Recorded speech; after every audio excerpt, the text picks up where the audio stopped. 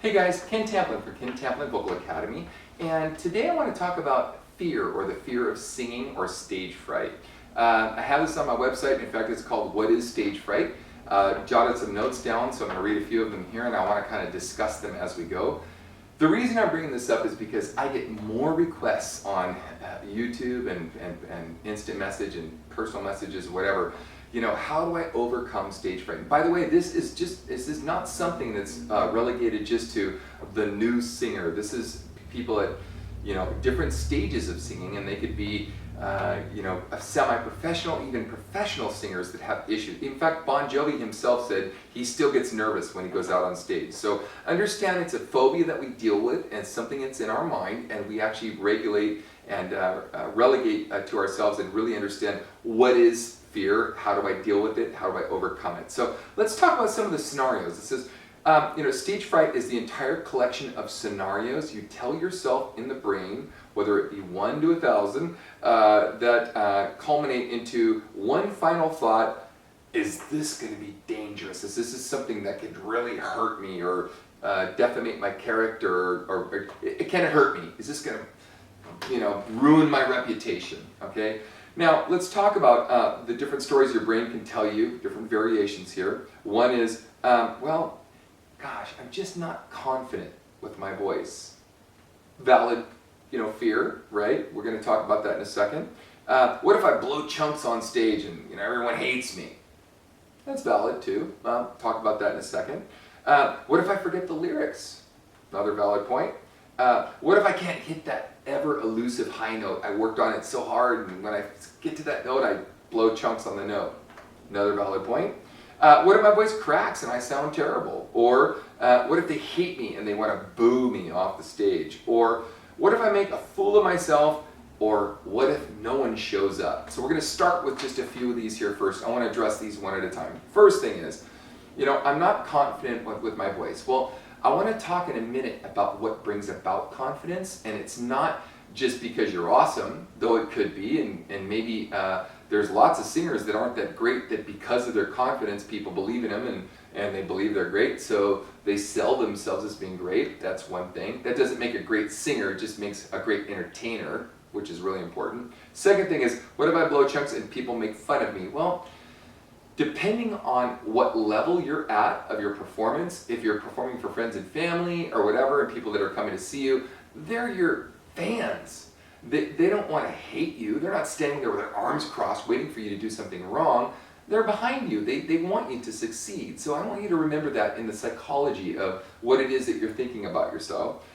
What if I forget the lyrics? Well, lots of people forget lyrics. You make up lyrics or vowel sounds or something, you joke, you laugh about it and you joke about it, and you move on and you do something. Mick Jagger in Rolling Stones has forgot his own lyrics, so that ought to tell you something. What if I can't hit the high note of that one, you know, note in the one song? Well, we work at that and we do our best, and repetition brings that about by being consistent and being relaxed and being confident that the high note isn't really the high note, it's about the psychology of hitting the high note. We'll get to that in a minute. If your voice cracks and you sound terrible, well, that happens.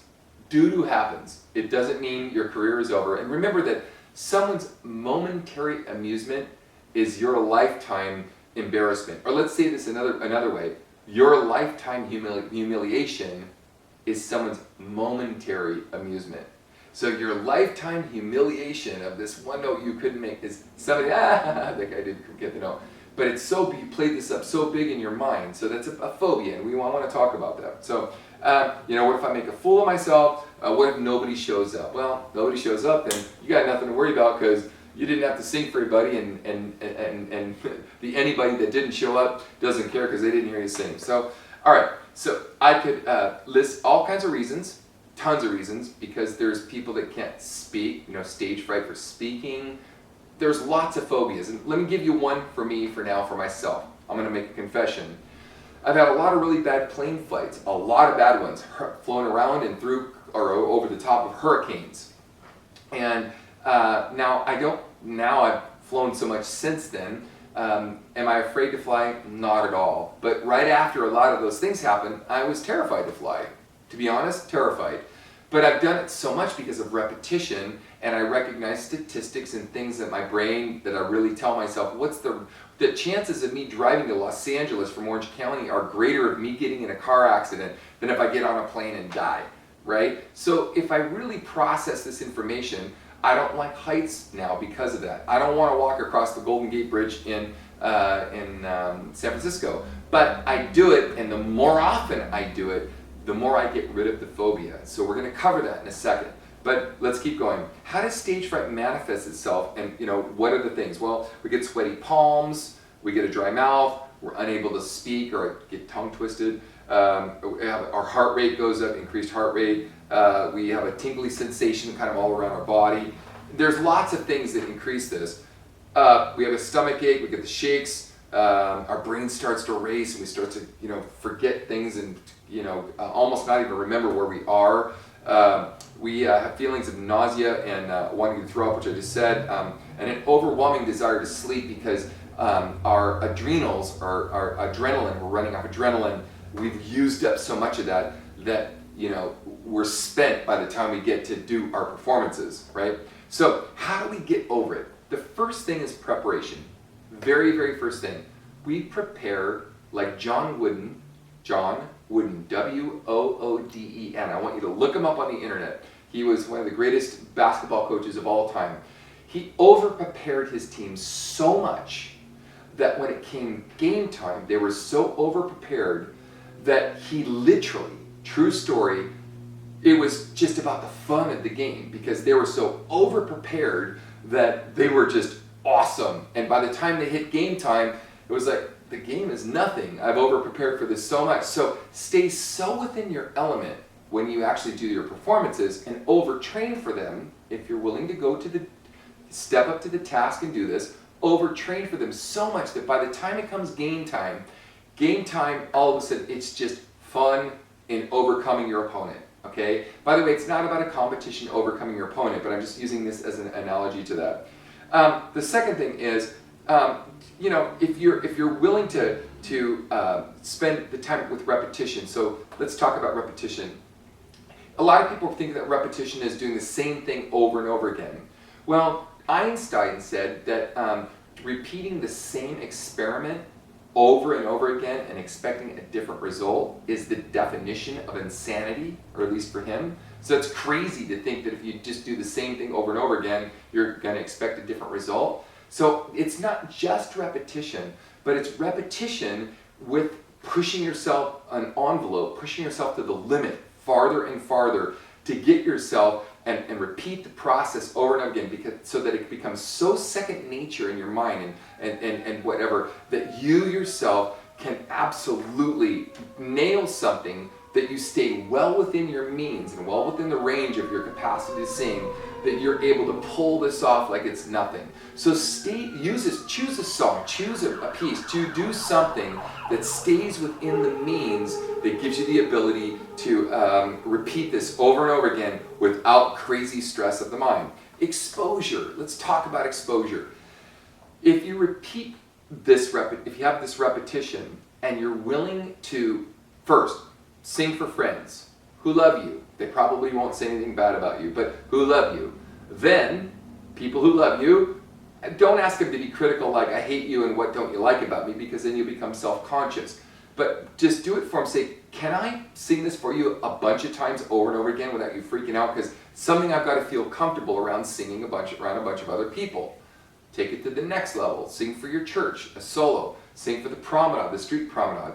Go to a karaoke bar, sing in front of other people you don't know, so that you can get the experience of getting feeling the temperature of what other people think about your singing, and record it.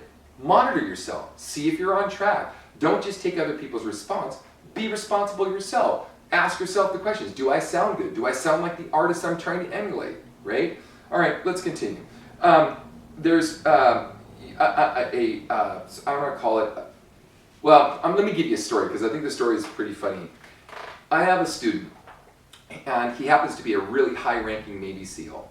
And this student said he'd rather go on a kill mission with a 20% chance that he would not make it back alive than sing the national anthem he was asked to sing for, I think, 2,000 of his Navy SEAL comrades.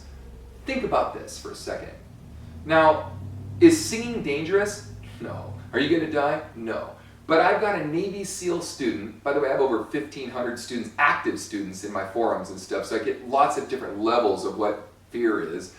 And I thought it was interesting that he was more comfortable with going out on a kill mission with 20% chance he wouldn't make it back alive than to sing in front of a couple thousand of his comrades. Why? Because it was out of his comfort zone. The kill mission he'd trained for all his life. He knew what he had to do in order to survive.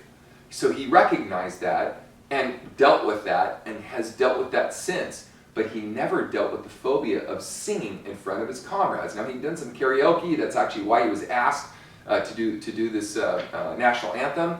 What did I do? And let's talk about this, because this is crazy important and cool. He was really frustrated with me because I said, okay, we're going to sing Happy Birthday. Happy Birthday, I'm not singing Happy Birthday. You know, tatted, big bulldog, you know, super buff guy, right? I'm not going to sing Happy Birthday. I said, well, if you want me to teach you, you're going to sing Happy Birthday. Why am I singing Happy Birthday? Because I need to take away the critical, important nature of why you think singing the national anthem is so important. Now, the national anthem is really important, but it's not that important.